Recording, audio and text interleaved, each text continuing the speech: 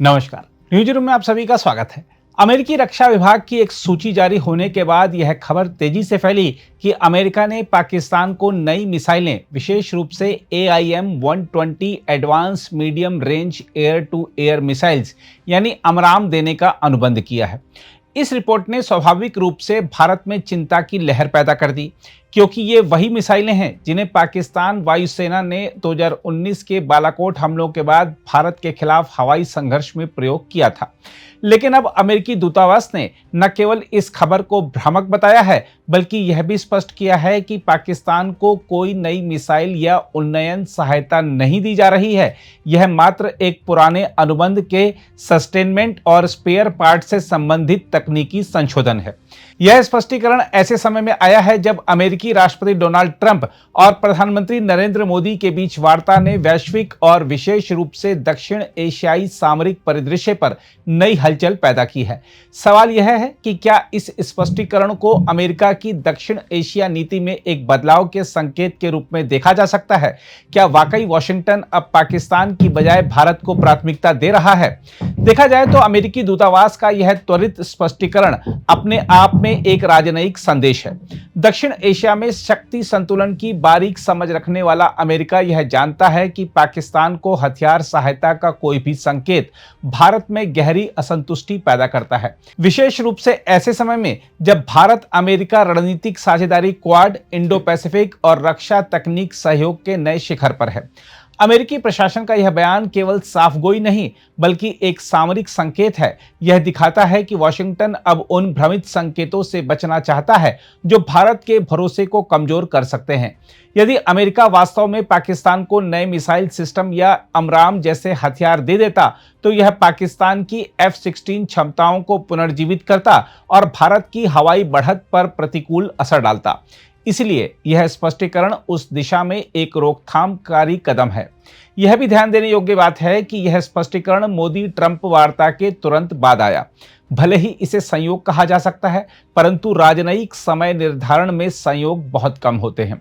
अमेरिकी विदेश नीति में प्रतीकों का बड़ा महत्व होता है और भारत को यह संदेश देना स्पष्ट उद्देश्य प्रतीत होता है कि वॉशिंगटन नई दिल्ली की चिंताओं को समझता और प्राथमिकता देता है। हम आपको बता दें कि मोदी ट्रंप वार्ता के दौरान मोदी ने गाजा के लिए अमेरिका की मध्यस्थता वाली शांति योजना के पहले चरण की सफलता पर अमेरिकी राष्ट्रपति डोनाल्ड ट्रंप को बधाई दी और शत्रुता समाप्त करने के उनके प्रयासों के लिए उनकी सराहना की। मोदी ने एक्स पर एक पोस्ट में कहा कि उन्होंने और ट्रंप ने व्यापार वार्ता में अच्छी प्रगति की भी समीक्षा की।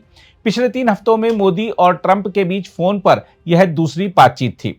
गुरुवार को मोदी ट्रंप वार्ता के ठीक बाद अमेरिकी दूतावास द्वारा पाकिस्तान संबंधित किसी भी मिसाइल डील के अस्तित्व से इनकार करना अमेरिका की सामरिक प्राथमिकताओं के पुनः संरेखण का संकेत देता है।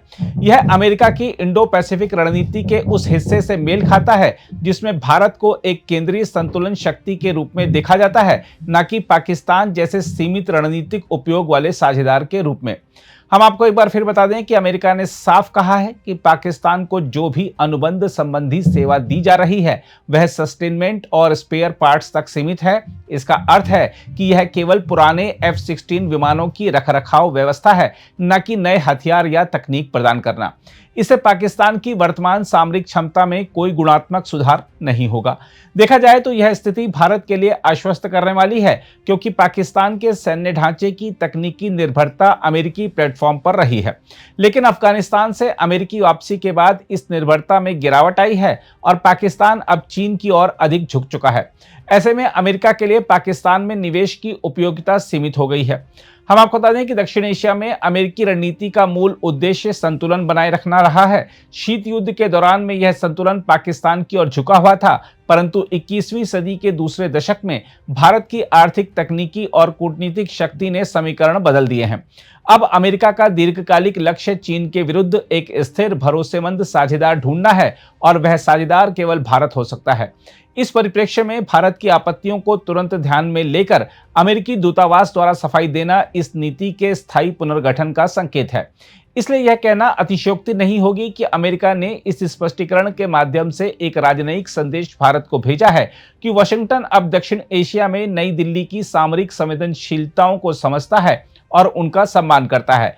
अमेरिका को यह भी भली भांति ज्ञात है कि भारत अब केवल एक बाजार नहीं बल्कि वैश्विक सुरक्षा और तकनीकी आपूर्ति श्रृंखला का एक केंद्रीय स्तंभ है। इसलिए पाकिस्तान को किसी भी प्रकार की नई सैन्य सहायता देना न केवल भारत को नाराज करता बल्कि अमेरिका की अपनी इंडो पैसिफिक रणनीति को भी कमजोर करता। इस दृष्टि से अमेरिकी दूतावास का बयान केवल एक मीडिया स्पष्टीकरण नहीं बल्कि दक्षिण एशिया की सामरिक राजनीति में नए यथार्थ का संकेत है कि अब अमेरिका की दक्षिण एशिया नीति का केंद्र नई दिल्ली है, इस्लामाबाद नहीं। अगर आप भी लेना चाहते हैं देश दुनिया की तमाम जानकारी तो आज ही सब्सक्राइब करें हमारे चैनल को। साथ ही नीचे दिए बेल आइकन को जरूर दबाएं ताकि हर अपडेट आप तक पहुंच सके।